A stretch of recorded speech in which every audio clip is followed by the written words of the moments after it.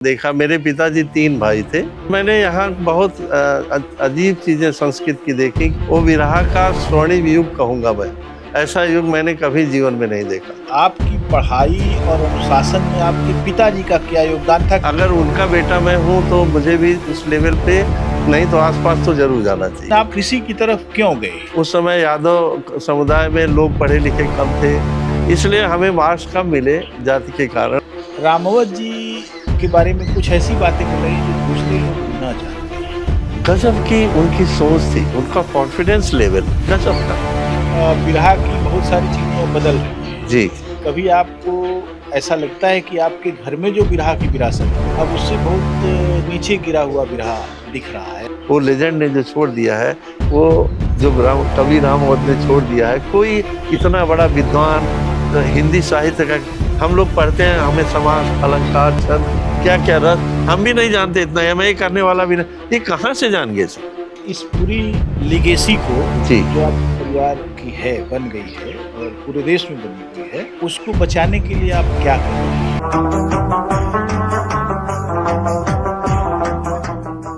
दुनिया के बारे में कहा जाता है कि अच्छे लोगों की कभी कमी नहीं होगी, लेकिन इसका एक सिद्धांत भी है।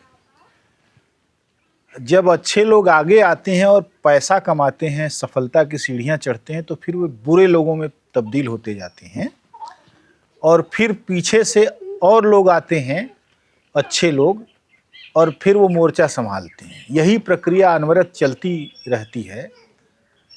समाजों में भी यही प्रक्रिया चलती है। जब हम अपनी दुनिया के बारे में छानबीन करते हैं तो पता लगता है कि जितने लोग कल हमको जानते थे उनमें से बहुत सारे लोग नहीं हैं, तो उनके बदले भी बहुत सारे लोग आ गए। बिरहा के संदर्भ में मैं जब लोगों से मिल रहा हूँ, बातचीत कर रहा हूँ, तो पता यह लग रहा है कि जिन कलाकारों को एक किंवदंती के रूप में हम जानते थे, अपने क्षेत्र को पार करते हुए उनकी ख्याति बहुत दूर दूर तक फैली हुई है और जब तक कोई विधा रहेगी तब तक वह ख्याति बनी रहेगी। नई पीढ़ी के लोग दूसरी, तीसरी, चौथी पीढ़ी के गायकों के बारे में शायद दिलचस्पी कम लें, लेकिन जो लोग भी दिलचस्पी रखते हैं उनके लिए उन पीढ़ियों के गायक विलक्षण थे और उनकी गायकी, उनकी डायलॉग डिलीवरी, उनका कथन, उनका लहजा, उनका व्यक्तित्व और उनका तौर तरीका आज भी बिरहा का स्वर्णिम दौर याद दिलाता है। एक से एक धुरंधर गायकों में से एक कोहिनूर के घराने में आज हम आए हैं और पता लगा कि वहीं एक और हीरे थे। आज हम बंगाल चैंपियन कहे जाने वाले, बंगाल टाइगर के नाम से समादृत कवि रामावत यादव के गांव बरडीहा जौनपुर में है, जो कि आजमगढ़ और जौनपुर की सीमा के पास का आखिरी गांव है। और यहाँ आने के बाद पता लगा कि पतिराम खलीफा, जो कि पत्तू खलीफा के शिष्य थे और उनके दौर के गायकों में छेदी खलीफा, लुरखुर खलीफा, बेनी खलीफा, नानक खलीफा, गोगा खलीफा, मोलई खलीफा और गाटर खलीफा जैसे महान लोग थे, उस दौर के थे पतिराम खलीफा। पतिराम खलीफा पढ़े लिखे नहीं थे और वे बम्बई कमाने गए थे। वहीं ज़मीन पर अक्षरों को लिखकर उन्होंने भाषा सीखी और बाद में वे बिरहा के एक अद्भुत कवि बने। वे कवि रामावत के कक्का यानी चाचा थे और मुझे इस परिवार में बातचीत करते हुए पता लगा कि केवल यही चाचा भतीजे नहीं, इस परिवार में कई लोग गायकी और कविता से जुड़े हुए रहे हैं। संयोग से पतिराम खलीफा के ज्येष्ठ पुत्र, जो अब अकेले ही रह गए हैं, इंद्र राम यादव जी मिल गए हैं और उनकी भाषा से लगता है कि उन्होंने साहित्य का कितना गहन अध्ययन किया है, अपने समाज का कितना गहन अध्ययन किया है और संस्कृति के बारे में उनकी समझदारी बहुत अच्छी है। संबंधों और व्यवहारों को बहुत गहराई से जानने की कोशिश उनकी रही है और वे अपने पिता और चाचा के बारे में काफ़ी कुछ ऐसा जानते हैं जो दूसरे लोग नहीं जानते हैं। जाहिर सी बात है, दूसरे लोग इसलिए नहीं जानते होंगे क्योंकि खून का जो रिश्ता उनको मिला है वह केवल रिश्ता भर नहीं है, वो एक विरासत का हिस्सेदार भी है। तो आज हम इंद्रराज जी से बातचीत करेंगे और आप इस परिवार की पीढ़ियों के नामों को देखेंगे तो नामों में जो तत्समता है और जिस तरीके के खूबसूरत नाम अपने बेटों और पोतों के रखे गए हैं, उससे पता लगता है कि इस परिवार में सांस्कृतिक उन्नयन का एक दौर रहा है जो आज तक बना हुआ है, आगे भी बना रहेगा। नमस्कार, आपका बहुत बहुत स्वागत है। तो सबसे पहले तो यही कि आपका जन्म कब हुआ और कहाँ हुआ? जी, मेरा जन्म सन 1962 में हुआ था, इसी गांव के इसी घर में, बरडीहा के मकान में। मेरी माता जी का नाम चंद्रकली था, पिताजी स्वर्गीय पतिराम जी थे जो खलीफा जिनके बारे में हम चर्चा कर रहे थे। और जब मैं बड़ा हुआ तो होश संभाला तो देखा मेरे पिताजी 3 भाई थे, सतीराम, पतिराम और राजा राम। तो पतिराम मेरे पिताजी थे, सतीराम उनके बड़े भाई थे और राजा राम मेरे चाचा जी थे। एक संयुक्त परिवार में मैंने जन्म लिया। मेरे चचेरे भाई थे बड़े, वो भी जो बड़े पिताजी के ताऊ जी के पुत्र थे, चाचा जी के छोटे बच्चे थे। सब एक साथ बचपन में खेले बड़े। एक संयुक्त परिवार का हमारा अभ्यास रहा जीने का। और मैंने यहाँ बहुत अजीब चीज़ें संस्कृत की देखी कि सब लोग मेहनत से काम करने वाले और व्यवहार कुशल थे। मुझे याद है कि पिताजी जब बम्बई से आते थे तो कहते थे कोई भी आए दरवाजे पे, भले न जानो लेकिन जाके उसको प्रणाम करो, उसके पैर छुओ। ऐसा अगर हमने नहीं किया तो फिर हमें अलग से समझाते थे।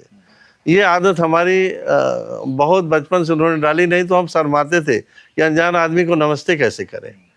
और यहाँ जब बड़े होके देखे कि चूँकि बिरहा में सारे लोग आते थे उनके यहाँ और बड़े पूजनीय ढंग से उनके पैर छूते थे और काफ़ी लोग बिरहा लेने सीखने, वो दौर ही एक अलग था। वो बिरहा का लोकगीत का स्वर्णिम युग कहूँगा मैं, ऐसा युग मैंने कभी जीवन में नहीं देखा। उस समय ये सारी चीज़ें देख के हमें भी लगता था कि हमारे पिताजी इतने ज़्यादा लोगों में चर्चित हैं, इतना मान सम्मान है, तो हम भी क्यों ना ऐसा कुछ करें कि कम से कम वो ना बन सके, कुछ तो करें। तो जब मैं स्कूल में पढ़ने जाता था तब भी ये बात सोचता था कि लोग कहेंगे उनके पुत्र हैं, इसलिए मन लगा के हम पढ़ते थे। और ये उन्हीं की जो प्रेरणा थी, जो उनके संस्कार थे, जो सच बोलना, दृढ़ता से रहना, शांति प्रिय रहना। मैंने अभी आज तक जीवन में किसी को एक थप्पड़ नहीं मारा है। बच्चों को पढ़ाने में भले ही कुछ हो गया हो, किसी अपने बराबर या किसी को आज तक मुझे नहीं याद है कि मैंने जीवन में थप्पड़ मारा है। वैसे मैं गांधीवादी अहिंसा, नॉन वायलेंस का भी पक्षधर रहा हूँ उस फिलॉसफी का, इसलिए हमारे परिवार में कभी हिंसा नहीं होती थी, कभी मारपीट हमने परिवार में कभी देखा ही नहीं।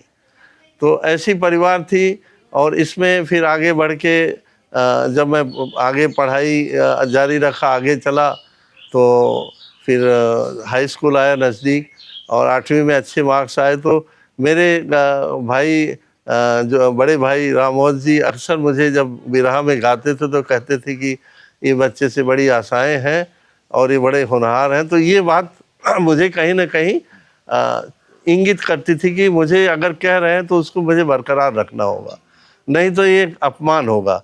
ये एक मुझे इंस्पायर करती थी, ये बात एक मोटिवेशन देती थी अंदर से।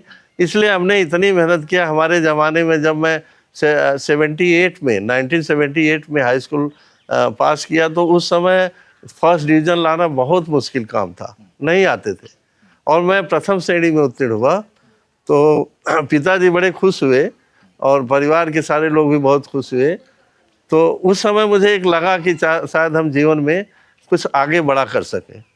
फिर मैं फिर मेहनत जारी रखा कि ये इमेज बनाए रखें। और इंटर में एग्रीकल्चर से कृषि विज्ञान से मैं पढ़ रहा था, वहाँ भी मैं प्रथम श्रेणी में उत्तीर्ण हुआ।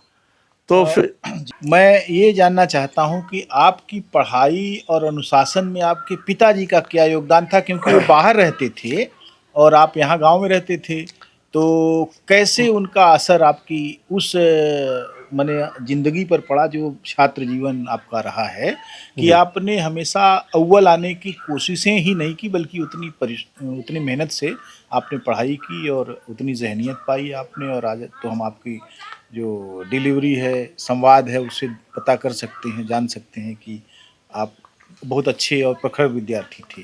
तो क्या योगदान था आपका? जी, इसमें 2-3 प्रमुख कारण थे। एक तो उनकी अपनी जो लेवल थी, वो मुझे इंस्पायर करती थी कि अगर उनका बेटा मैं हूँ तो मुझे भी उस लेवल पे नहीं तो आसपास तो ज़रूर जाना चाहिए। इसलिए उस लेवल को हासिल करने के लिए मैं सेल्फ इंस्पायर्ड था। दूसरा, बचपन में मैं बहुत 3-4 साल का था, स्कूल नहीं गया तो एक चिटकुन से मारे थे और स्कूल न जाने की वजह से, और वो याद आज तक मुझे रहता है। तो उसके बाद मैं कभी स्कूल ना जाने की बात कभी दिमाग में लाया ही नहीं, और वो मेरी आदत बन गई। और जब आदत बन गई तो मैं कभी रुकता नहीं था।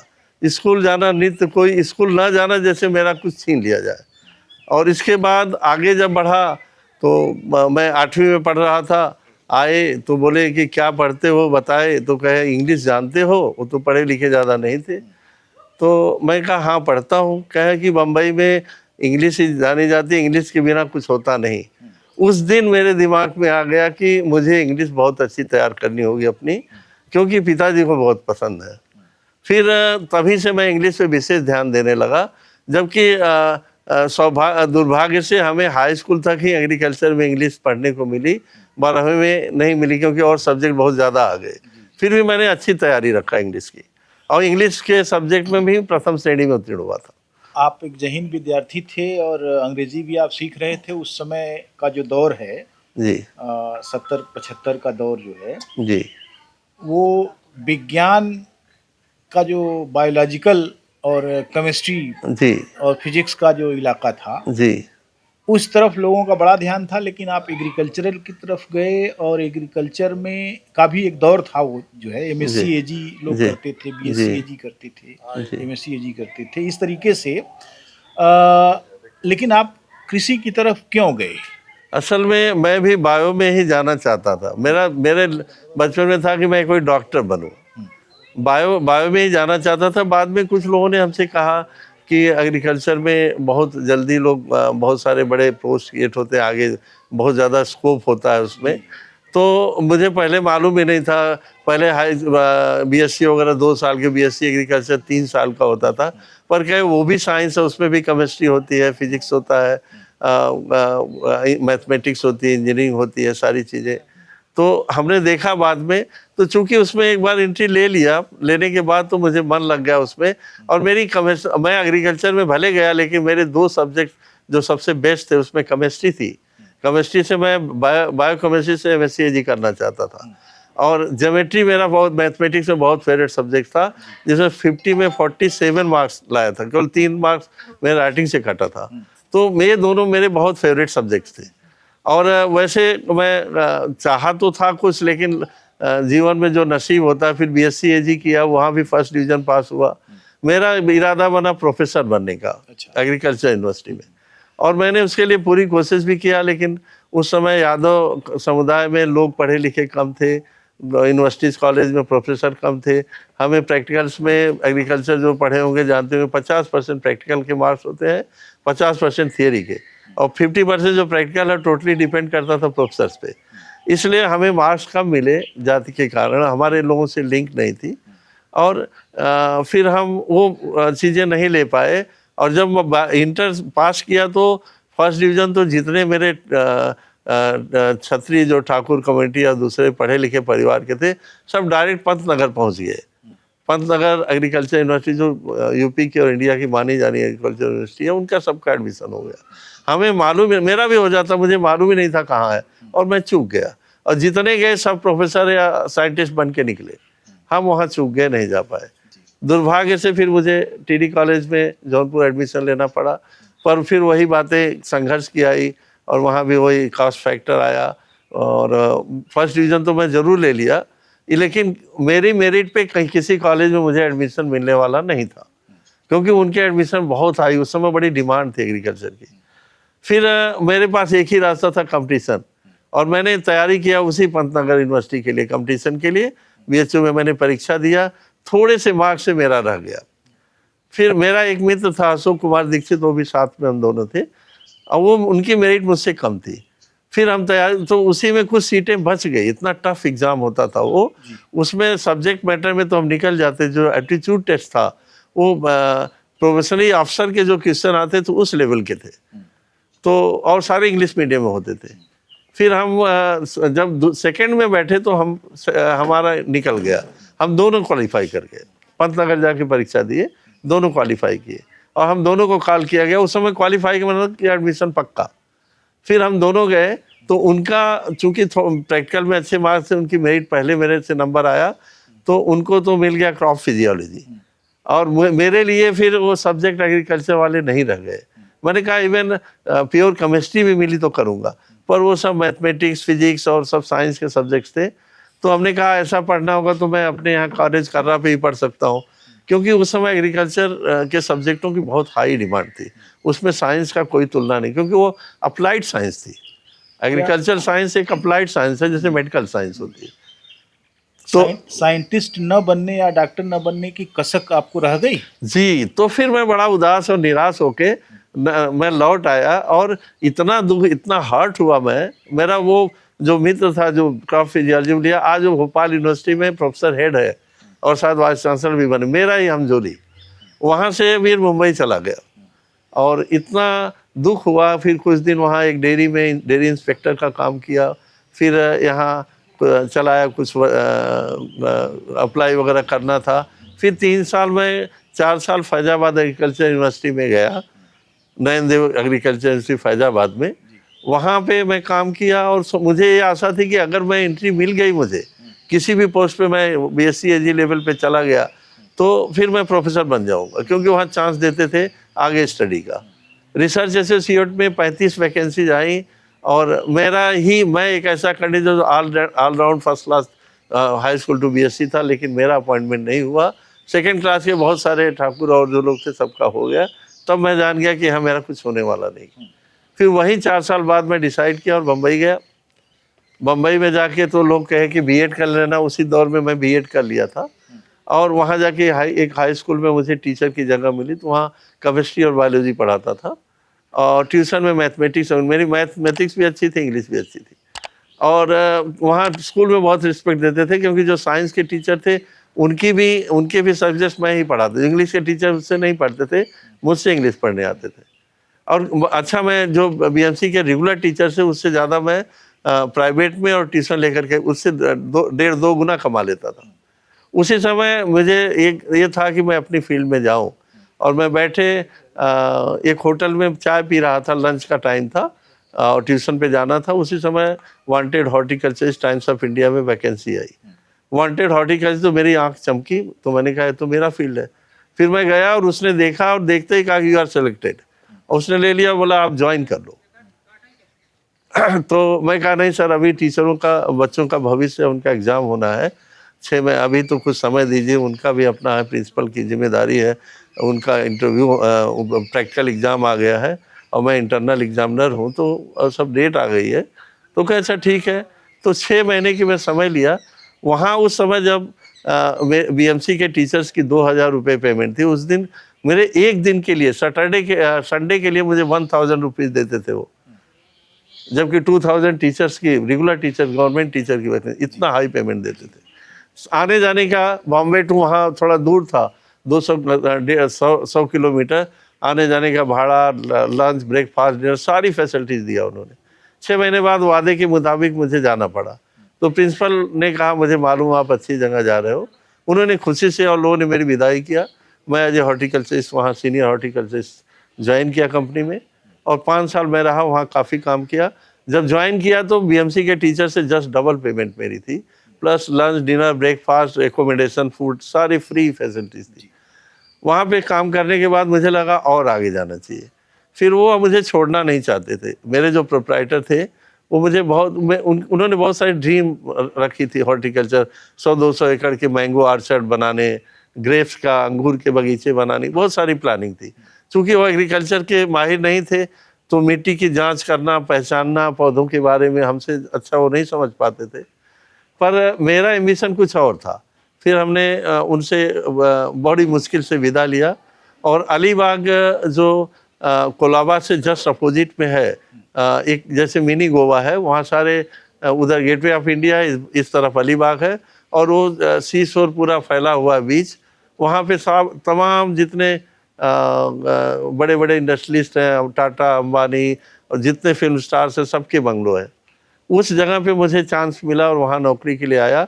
4 साल मैंने वहाँ के एज ए मैनेजर वर्क किया, हॉर्टिकल्चर मैनेजर। फिर मुझे लगा अब यहाँ मुझे नहीं रुकना है, मुझे कुछ और करना है। फिर 4 साल बाद मैंने रिज़ाइन किया उस कंपनी से। दुबई की कंपनी थी, इंडियन थी, दुबई में उनका था।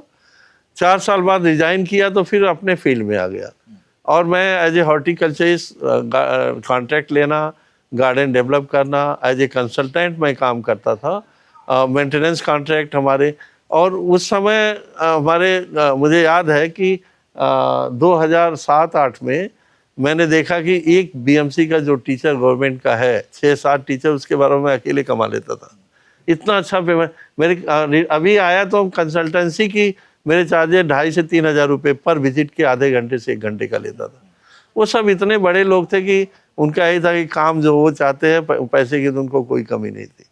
तो वो सब हम पता नहीं किस्मत भगवान का था, गॉड गिफ्टेड कि मैं 25 साल तक वहाँ काम किया और मेरे अंदर एक ड्रीम थी कि मैं 100-200 एकड़ का मैंगो आर्चर्ड बनाऊंगा और मैं एकदम प्लानिंग में था, सब करने की भी सोचा था और हमारे रिलेटिव सबको उसमें 1-1, 2-2 एकड़ के प्लॉट देंगे।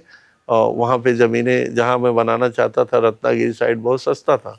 उसी समय 2007 में मेरी पत्नी का देहांत हो गया और उसके बाद मैं एकदम झिझोड़ गया, एकदम से हिल गया। छोटा बेटा वो पढ़ रहा था, वो भी अच्छा था, उसका ठाकुर इंजीनियरिंग कॉलेज में बीटेक में एडमिशन कराया था। फिर एकदम पूरी परिवार हिल गई और फिर मैंने वो सब निकाल दिया मन से। फिर बच्चों को संभालने में, परिवार को संभालने में फिर वो रिदम निकल गया। बाद में फिर हम आए अपने रिदम में, लेकिन वो चीज़ें जो उनके साथ थी, जो वाइफ के साथ थी, वो नहीं आ पाई और बच्चे ने फिर दिक्कत आ गई। उसको भी मम्मी की, बहुत मम्मी के साथ रहता था। बाद में किसी तरह उसको सेटल करके आज वो आईटी इंजीनियर है और अच्छी पोजीशन पे है, बहुत हाई लेवल पे वो अमेरिकन कंपनी में काम करता है, बहुत हाई सैलरी है। और वो फैमिली वेल सेटल हो गई। बड़ा बेटा चूँकि मैं गया थोड़ा देर से तो उनको हिंदी मीडियम स्कूल नहीं मिला, इसलिए गांव भेजना पड़ा। तो गांव की शिक्षा दीक्षा अच्छी नहीं थी, एमए बीएड वगैरह किया तो उनको जॉब नहीं मिल पाई गवर्नमेंट की, टीचर की। फिर वो अपना उनको हार्डवेयर का बना के हमने दे दिया, उसमें वो करते हैं और हमने काफ़ी इन्वेस्टमेंट भी किए उस समय। तो वो लगभग 4-5 करोड़ का तो हमने उस समय इन्वेस्टमेंट किया था और काफ़ी अच्छे पैसे थे। हमारे जो मित्र प्रोफेसर वो भी कहते थे भाई तुम प्रोफेसर नहीं हुआ, अच्छा हुआ, कम से कम इतना तो हम नहीं कर पाते। अच्छा, तो अपने पिताजी के बारे में जी, जो आपकी यादें हैं जी, उसमें सबसे अच्छा क्या याद है आपको? मुझे सबसे अच्छा ये उनका जो नेचर, उनका जो स्वभाव था। लोग कहते थे ये बड़े शांत और बड़े सरल, उनको संत नाम ही दिया। लोग कहते थे इतने अच्छे इंसान है नहीं, बाहर के लोग कहते थे, लेकिन हम ज़रा अलग समझते थे। लोग कहते थे कि इतने अच्छे यानी देवता की तरह हैं, लेकिन हमारे सामने वो बहुत सख्त थे। पढ़ाई तो करना पड़ेगा, काम करना पड़ेगा, छोटा छोटा गन्ने का गेड़ा, छोटे बोझ ले जाओ। जब वो बम्बई से आ जाए ना तो हम जान जाते थे। मेरी चाची कहती थी कि अब आ गए हैं, घबराओ नहीं, अब सब भागोगी, क्योंकि चाचा जी को हम इधर उधर भगा देते थे। उनके आने पे फैमिली डिसिप्लिन, बच्चे एकदम रूटीन पे काम करते थे। हम कहते थे कब यहाँ से जाए ताकि हम एकदम फ्री को अपने मन से खेलें। उनके आने पे उतना बिस्तर सोए तो अच्छे से तय करके रखो, हर चीज़ अपनी जगह पे व्यवस्थित होना चाहिए, साफ सुथरा होना चाहिए। ये सारी चीज़ें हमने देखा। उस समय बचपन में गड़बड़ तो लगा, लेकिन बाद में जो जो संस्कार और जो आदतें उन्होंने दिया, जो मुझे वो चिटकुन मारे थे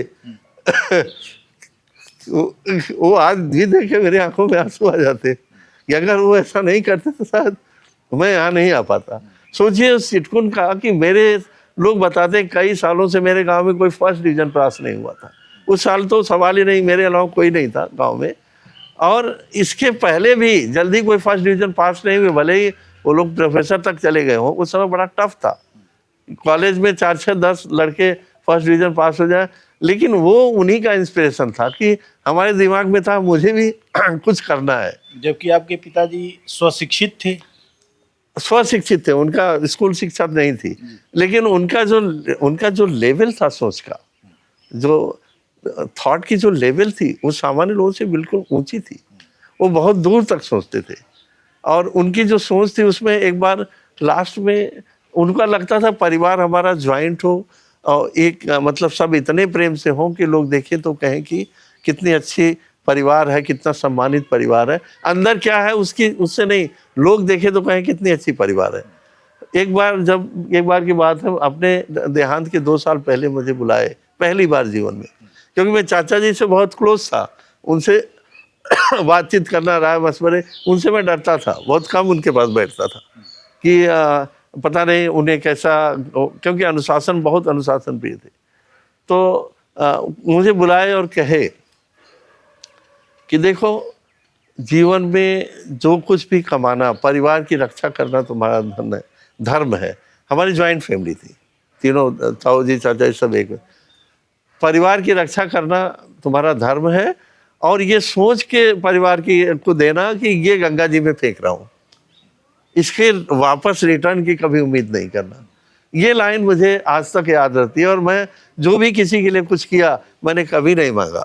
जिसने दिया तो दिया, नहीं तो वो हमने दान दे दिया, फेंक दिया, वो मेरा नहीं है। मैं एक गेम खेलने आया था, एक कर्म के लिए। जब भगवान कृष्ण कहते हैं कर्मणे वाद, हम कर्म के लिए आए हैं अर्जुन, हम भी ईश्वर है, लेकिन कर्म, मैं भी कर्म के लिए आया हूँ, मुझे इससे ज़्यादा कुछ नहीं चाहिए।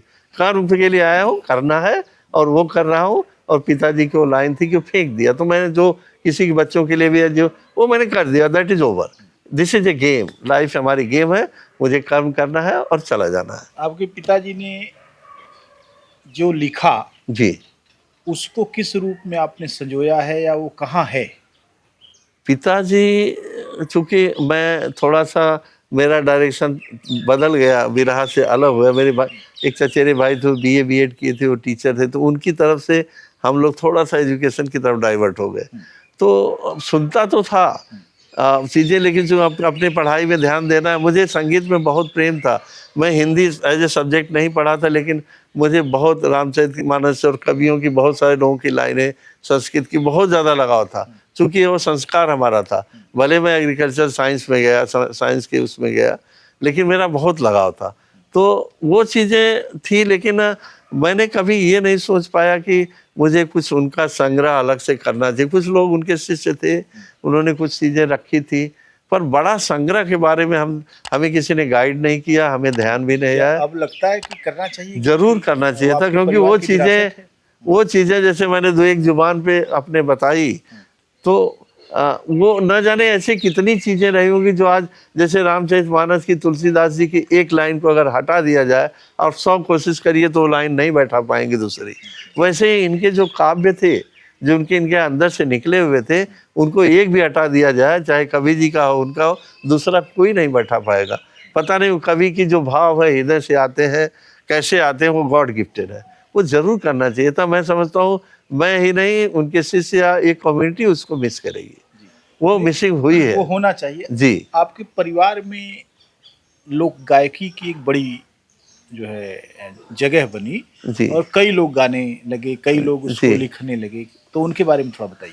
जी। पहले तो मैं ये कहूँगा कि मेरे परिवार को गाने के अलावा और कोई क्षेत्र में, क्योंकि एजुकेशन में हम इतने हाई नहीं थे कि कोई प्रोफेसर हो, कोई एडवोकेट हो, कोई इसी के नाम से लोग जानते थे। मेरे ग्रैंडफादर की तरह से बिरहा लोकगीत से ही जानते थे। तो पिताजी के बाद हमारे चचेरे भाई रामलोट जी, इन्हीं के चचेरे भाई थे, सगे चाचा के लड़के, कवि रामवत जी के सगे चाचा, इनसे 1-2 साल बड़े थे। अच्छा। सबसे पहले वो भी बहुत अच्छा गाते थे, ये गाने लगे। और इन्हीं के जो छोटे चाचा हैं, ये उनके ताऊ थे, उनके बेटे थे, इनके छोटे चाचा जो गलरू यादव नाम था, उनके राजनाथ यादव नाम था, वो भी बिरहा गाने लगे। उनके सबसे छोटे बेटे फूलचंद जो टीचर थे बीएमसी में, वो भी गाते तो नहीं, वो लिखना और बिरहा से नज़दीक से जुड़े। जब कभी जी जाते थे प्रोग्राम में, हर प्रोग्राम में उनके साथ रहते थे। उनके लिए टेरी और उसके लिए कोई बाहर से नहीं आता था, मेरे ही परिवार के, मेरे चाचा जी, उनके भाई रामफेर यादव, फूलचंद मास्टर, यानी ढोलक भी वो बजाते थे। तो बाहर से कोई नहीं, और इनको कुछ भी नहीं करना, कहीं गाना है, अपनी परिवार को लेके चल दिए। तो बम्बई में कहाँ आप लोगों का एस्टेब्लिशमेंट रहा, कहाँ? बम्बई में पिताजी तो वर्ली कोलीबाड़ा में रहते थे, प्रभा देवी जो दादर के पास है, सी फेस पे। और मैं संजोग से थोड़े ही समय वहाँ रहा, फिर मैं अलीबाग आसन गाँव आना पड़ा, कल्याण के आगे 5 साल वहाँ रहा, फिर अलीबाग में मैं सेटल हुआ। अलीबाग गेटवे ऑफ इंडिया से जस्ट अपोजिट, हाँ, तो वहाँ पे मैं रहा, और वहाँ बहुत सारे लोग, बड़े लोग थे, वहाँ पे मैंने काम किया। उसके बाद फिर मुझे शायद मैं अभी तक यहाँ नहीं होता, कमर की मेरे नस दबने लगी, बाइकिंग बहुत ज़्यादा किया था मैं, हिल वगैरह पे जाना होता था, तो उससे मुझे सर्वाइकल इसकी प्रॉब्लम हुई, और इतनी ज़्यादा हो गई कि खड़ा भी नहीं हो पाता था। पर उन लोगों के आशीर्वाद और ईश्वर की कृपा से योगा वगैरह से ठीक हो गया। रामदेव बाबा के यहाँ एडमिट हुआ था, तो अब मैं चल लेता हूँ, इसलिए मुझे वहाँ से आना पड़ा। नहीं तो अभी तक चूँकि अब तो मैं जमा हुआ था, मेरे एक फ़ोन पे ही बड़े बड़े काम हो जाते थे। अभी भी मैं एक बड़े प्लानिंग में होता, लेकिन चूँकि खड़ा भी नहीं हो पाता था, इसलिए वो सब ड्रॉप करके, और 10-15 मेरे फार्म हाउस और कंसल्टेंसी सबको नोटिस दे दिया कि अब मैं नहीं कर सकता। अभी तक फ़ोन आते थे कि मैं लीडिंग हॉर्टिकल्चरिस्ट था हॉर्टिकल्चर में, वहाँ अलीबाग में, बाकी दुबई बम्बई लोग बाहर से भी आते थे। तो इस तरह से वहाँ से हमने 2021 में छोटे बेटे की शादी हुई। उसके बाद मैं एकदम, मेरी हालत ख़राब हो गई। 15 दिन के बाद मुझे वापस लौटना पड़ा।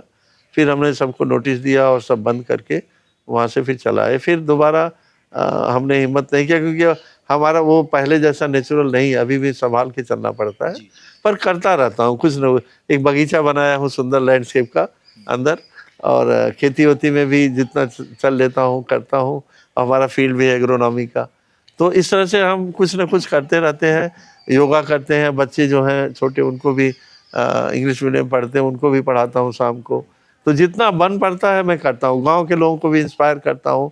मैं कहता हूँ कि मैं 50 साल पहले जो किया, आज 50 साल बाद हमारे गांव के बच्चे वो भी अच्छे निकले।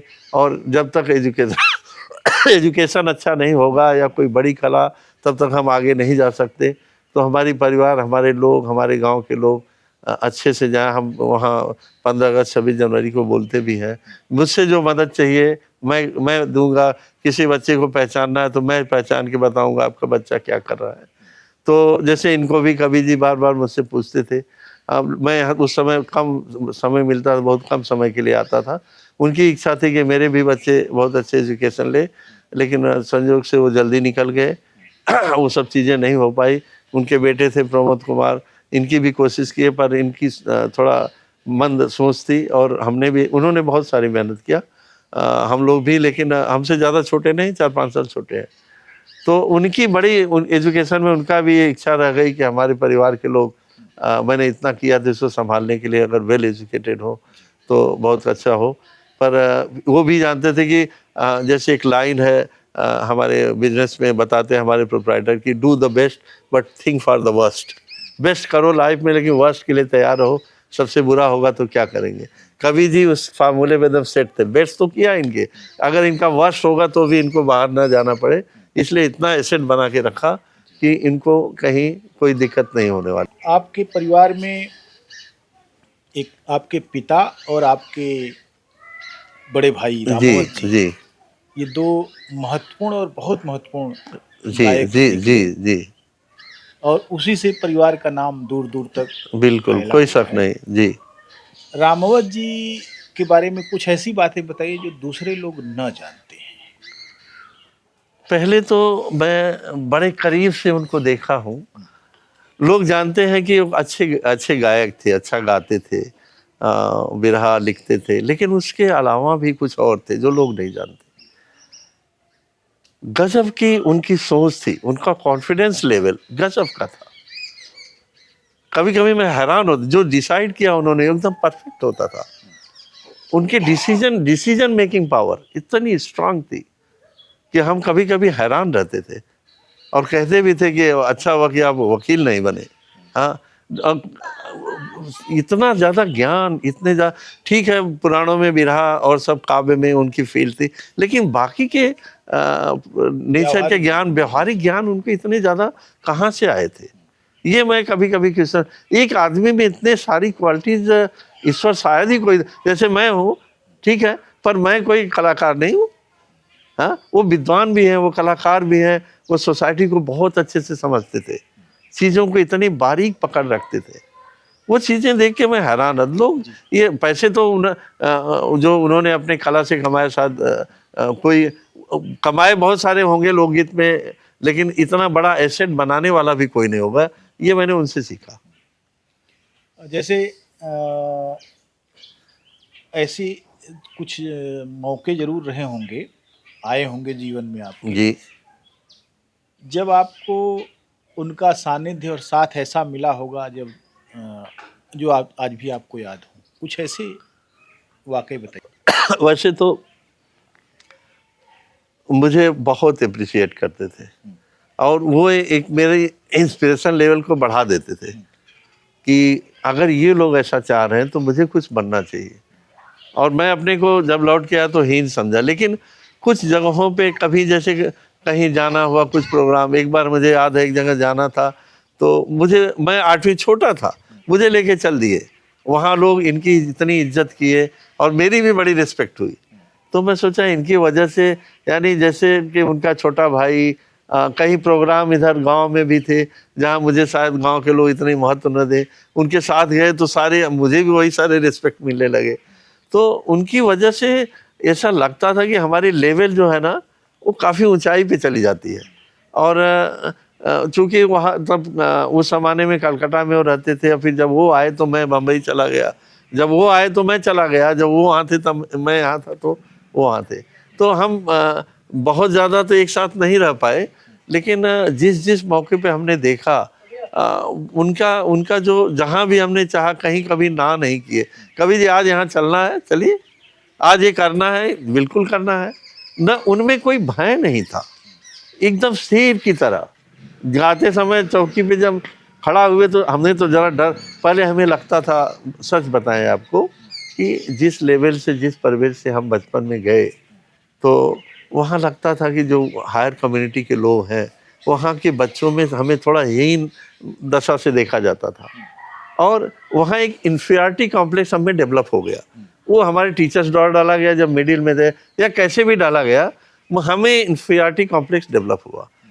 इनमें वो चीज़ें हमने नहीं देखी एकदम शानदार ढंग से।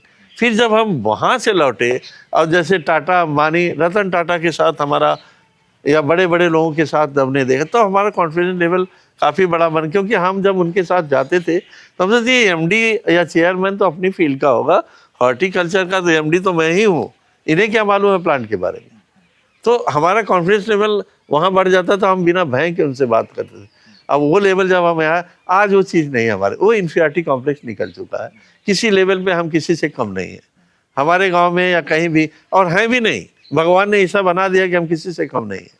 और दूसरा, एक चीज़ और जोड़ना चाहूँगा कि हम स्वामी रामदेव को बहुत मानते हैं, उनकी चीज़ें सुनते हैं। उन्होंने कहा कि अरे लोग कहते हैं ये कलेक्टर का बेटा है, मिनिस्टर का बेटा है, उनका, मैं किसी से कम नहीं, मैं भी उस ऊपर वाले का बेटा हूँ, परमात्मा जो सबका फादर है, तो मैं किसी से कम नहीं हूँ। तो ये चीज़ें हमें कॉन्फिडेंस लेवल, और कॉन्फिडेंस लेवल अगर हमारा नहीं है तो हमें कितना उलझन हो जाती है। तो ये चीज़ें हमारी बढ़ाती गई और इनसे हमने कॉन्फिडेंस लेवल सीखा कि कैसे होता है। इनमें भय नहीं थी, बिना भय का होना हमने जीवन में पहली बार इनसे सीखा, और वो चीज़ें हमारे जीवन में बहुत मायने रखती हैं। बिरहा की बहुत सारी चीज़ें अब बदल रही हैं जी। कभी आपको ऐसा लगता है कि आपके घर में जो बिरहा की विरासत है अब उससे बहुत नीचे गिरा हुआ बिरहा दिख रहा है, ऐसा लगता है कभी? जैसा हम अपने ज़माने में देखे थे, जो ज़माना था जब कवि जी एकदम टॉप लेवल पे थे। मुझे एक छोटी सी बात बताऊं कि बनारस में एक प्रोग्राम होके आए थे और नोटों की लाइनें गिनी जा रही थी और चांदी के सब सिम्मत चम्मच सिट्टा सब मुझे याद है कि एक टीचर जो प्राइमरी का स्कूल का टीचर जितना कमाता था, कवि जी के एक प्रोग्राम में उससे ज़्यादा मिलता था। सोचिए, अगर 30 डेज एक टीचर कमाता, इनके 30 प्रोग्राम में 30 टीचर के बाद जस्ट इमेजिन कीजिए कि कितने पैसे मिलते थे। और जो ख्याति और जो मैंने वो ज़माने देखे थे इनके, तो वो लेवल और वो जैसे वो इनके पैरों पे वो रख देना कि हम बेटे की शादियाँ, यानी क्या क्रेज थी उस समय। जैसे मेलोडियस सॉन्ग की एक बॉलीवुड में क्रेज थी ना, वैसे वो क्रेज अब नहीं आने वाली। वो न किशोर आने वाले, न रफ़ी, न लता। वैसे ही वो क्रेज अब कोई कहे तमाम सिंगर आ गए, क्या होगा? क्या नहीं होने वाला है। कोई किशोर दूसरा नहीं आने वाला है, तो कोई रफ़ी नहीं, वैसे कोई राम और कवि नहीं आने वाला है, कोई हीरा नहीं आने वाला है, कोई बुल्लू नहीं आने वाला है। ये अपने आप में विजय लाल ठीक है, विजय गाते हैं, विजय लाल का मैंने सुना है, लेकिन मैंने देखा है, बहुत करीब से देखा विजय लाल को, कवि जी के ही पैटर्न पे गाते हैं, उन्हीं के पैटर्न, कुछ न कुछ उनका उनके अंदर पड़ा हुआ है। मैंने कई गाने देखा है, वही अभाव वही स्टाइल है। लोग इनको कॉपी करके आगे निकले। ठीक है, आज विजय लाल भी और अच्छा है और आगे जाए लोग, लेकिन वो लेवल जो उन्होंने छोड़ दिया है, जो अमिताभ बच्चन ने जो मिसाल छोड़ दिया है, वो लेजेंड ने जो छोड़ दिया है, वो जो कवि राम औध ने छोड़ दिया है। कोई इतना बड़ा विद्वान हिंदी साहित्य का हम लोग पढ़ते हैं, हमें समास, अलंकार, छंद, क्या क्या रस, हम भी नहीं जानते इतना, एमए करने वाला भी नहीं, ये कहाँ से जान गए सब? क्या नॉलेज, क्या ज्ञान था? इतनी सारी चीज़ तो किसी में नहीं हो सकती, ये ईश्वर की कोई कृपा थी। इस पूरी लिगेसी को जी। जो आपके परिवार की है, बन गई है और पूरे देश में बनी हुई है, जी। उसको बचाने के लिए आप क्या कर रहे हैं? जैसे बाकी चीज़ों के लिए आप मेहनत कर रहे हैं, जी। बच्चों को स्थापित करने के लिए और तमाम सारी चीज़ें, घर द्वार, हेन टेन, जी। लेकिन ये जो लिगेसी आपके पिताजी की है और आपके बड़े भाई साहब की है, जी। उसको बचाने के लिए आप क्या कर रहे हैं? जी, पहले तो ये तो उन्हीं लोगों की, कवि जी थे तो उन्हीं देन था कि उनकी स्टैचूज कम से कम मेमोरेबल बना दिए, और उस पे इनके यहाँ भी इनकी पुण्यतिथि के दिन प्रोग्राम होता है, उनके लिए भी प्रोग्राम होता है, दोनों लोगों की ये याद ताज़ा बनी रहती है। उनके सारे शिष्य लोग वहाँ भी आते हैं, यहाँ भी आते हैं। ये 13 मई का उनका है, इनकी पुण्यतिथि पे यहाँ, तो ये चलता है। दूसरा ये मैं तो चला आया, बच्चे उसको संभाल ले रहे हैं, डैडी आपको कुछ नहीं करना। छोटा बेटा उसमें काफ़ी ज़्यादा रुचि लेता है। अब लेगेसी की बात है तो देखिए, इसमें जो अब जिस लेवल पे मैं हूँ, मैं अपनी फैमिली में मैं ही एक इकलौता बचा हूँ इस जनरेशन का, सबसे बड़ा। और बाकी जो लोग हैं, जैसे मेरे बेटे या उससे छोटे, या चाचा के एक दो लड़के, उन्होंने बहुत कुछ ज़्यादा नहीं किया, उसमें इंटरेस्ट नहीं, बाकी लोग जा चुके हैं। अब अकेला मैं हूँ और मैं देखता हूँ नई जनरेशन जो है वो कुछ अलग तरह की सोच रखती है। जैसे मैं अपने बचपन में देखता था, जब हमारे बड़े बुजुर्ग आते थे, उनके पैर छूते थे, उनसे सीखने की कोशिश करते थे। मैं कवि जी के करीब बैठता था, मैं जानना चाहता था। मैंने देखा पिताजी के करीब लोग बैठते थे, अब वो बच्चे मेरे करीब नहीं बैठते, क्योंकि जब मैं बैठेंगे तो प्रश्न करूँगा, तुम क्या कर रहा है, पढ़ रहे हो कि नहीं, तुरंत मैं उनके एजुकेशन है, उसके एक्ट्स के बारे में बात करूँगा, मैं इधर। तो इसलिए वो उससे बचना चाहते हैं। लोग बचने की वजह से धीरे धीरे भागने की बात कर रहे हैं, और इनके अंदर वो चीज़ें अगर हो जाएं जो हमें इंस्पायर की, कि हमारे जो एंसेस्टर थे उनको देख करके हमने जो इंस्पिरेशन लिया, ये अपने एंसेस्टर को देख करके अगर उनसे इंस्पायर हो तो बात बन सकती है। लेकिन ये शायद दिखावे के लिए भले करते हैं, लेकिन जब इनकी चीज़ें अपने जीवन में अपनाने की बात आती है तो कहीं ना कहीं वो अपने को ढीला महसूस करके रास्ता बगल करके निकल जाना चाहते हैं। ये मैंने सब में देखा। जो बच्चे, जैसे मेरा छोटा बेटा है, वो टैलेंटेड है, उनकी अपनी एक अलग फील्ड है, लेकिन अब उनको वो दौर नहीं मालूम है जो मैंने देखा हुआ है, इसलिए वो चीज़ों को समझ नहीं पाएंगे। हाँ, जितना जानते हैं मेरे रहते हुए वो सारी चीज़ें तो करते हैं, पर अब वो कोई एक थे मेरे चचेरे भाई, जो फूलचंद मास्टर, जो इन्हीं के चाचा के लड़के थे, मुझसे बड़े थे 10 साल, और मैं सोचा वो होंगे तो हम दोनों कुछ करेंगे। वो बीएमसी टीचर थे, रिटायर्ड हुए, पर दुर्भाग्य से कबीर जी के 1-2 साल बाद उन भी बीमारी में चले गए। मैं बिल्कुल अकेला रह गया। उस तरह का कोई एक नहीं रहा मेरे साथ। और अब मैं अकेले के साथ भी ये देखता हूँ कि लोग उस तरह से नहीं सुनते, लोग उस तरह से करीब नहीं आना चाहते, जिस तरह से हम उनके पास जाते थे। कबीर जी आए तो मैं यहाँ बैठता था, आया तो पहले इधर आता था। मैं आऊँगा तो यही बच्चे हैं शायद ही, अगर नमस्ते सर कह दिए बैठने की तो सोचते भी नहीं। क्या बात। तो ये चीज़ें हैं।